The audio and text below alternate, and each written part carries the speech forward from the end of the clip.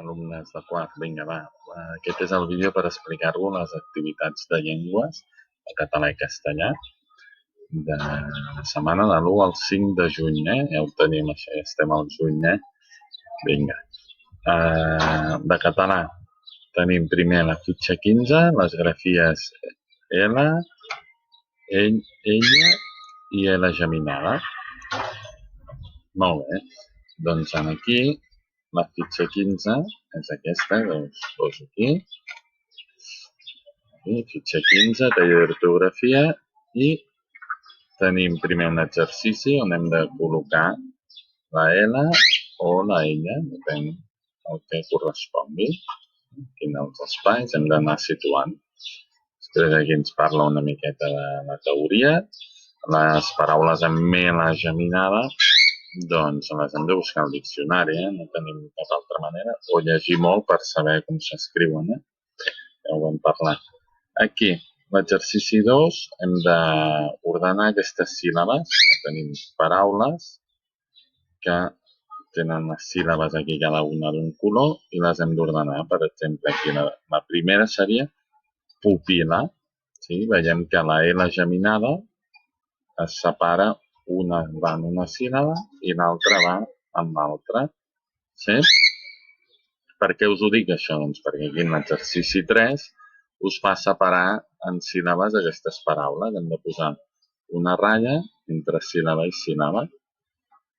En el 4 hem de situar, hem d'anar omplint aquests espais amb L, ella o L geminada. Anar omplint els espais buits. I en la 5 hem de relacionar cada paraula amb la seva definició. Mirem, cèl·lula, Brussel·les, Puccinelli, cal·ligrafia, idil·li i constel·lació, i a veure quina és la seva definició. D'acord? Aquest seria la fitxa 15. I després tenim la fitxa 10, que és la gramàtica, tipus d'oracions. Tipus d'oracions. Aquí tenim el primer exercici, que ens diu relaciona què diu cada personatge amb l'acció corresponent. Per exemple, són bones les patates. Què està dient aquí aquest nen? Està preguntant, està explicant, està ordenant o està expressant? Jo crec que està explicant. Posem 1, 2, 3 i 4 i aquí, depèn quin sigui, a la bafarada li posem 1, 2, 3 o 4. Després aquí baix ens surt la teoria dels tipus d'oracions. Ens diu que n'hi ha 4, hi ha oracions declaratives, interrogatives, exclamatives i imperatives.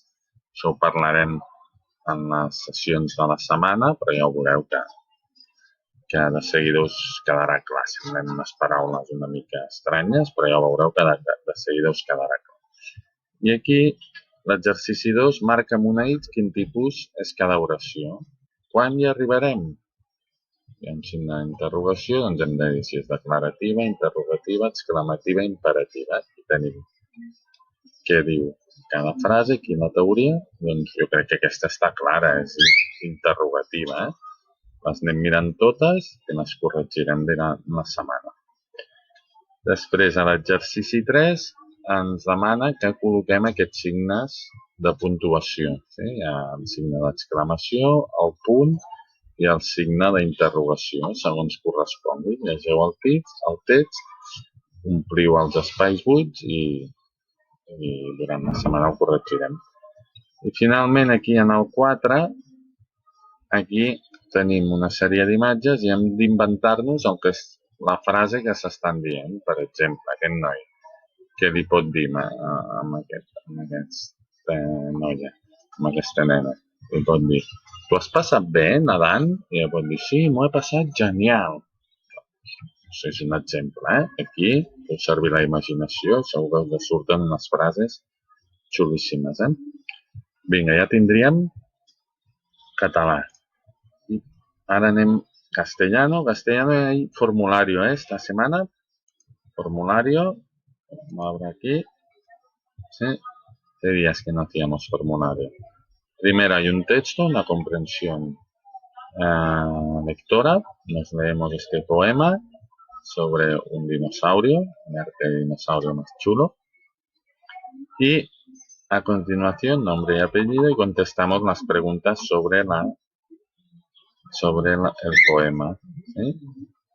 Y después, aquí ya tenemos pues ejercicios de lo que hemos trabajado en las últimas semanas. La G, la J y la G, el sonido G. Y después tenemos un ejercicio de haber o haber. Aquí tenemos que ponerlo. Y después tenemos un ejercicio para repasar lo del sujeto y el predicado. ¿Sí? Aquí tenéis que escribir. Bueno, escribe cuál es el sujeto en esta frase. Mi abuela cocina muy bien. Pues cuál es el sujeto. ¿Sí? Recordar que el sujeto es el que hace la acción. ¿Sí? ¿Sí? ¿Quién hace la acción en la frase? ¿Sí? Mi abuela cocina muy bien. ¿Quién cocina muy bien? Mi abuela. Pues ya os he dicho el sujeto. Y el predicado sería la acción que hace. ¿Qué hace la abuela? Pues cocina muy bien. Ya os he dicho el predicado. Mira, ya os he dicho esta, Muy bien, doncs fins aquí les activitats de català i castellà de la setmana. Que vagi bé. Adéu.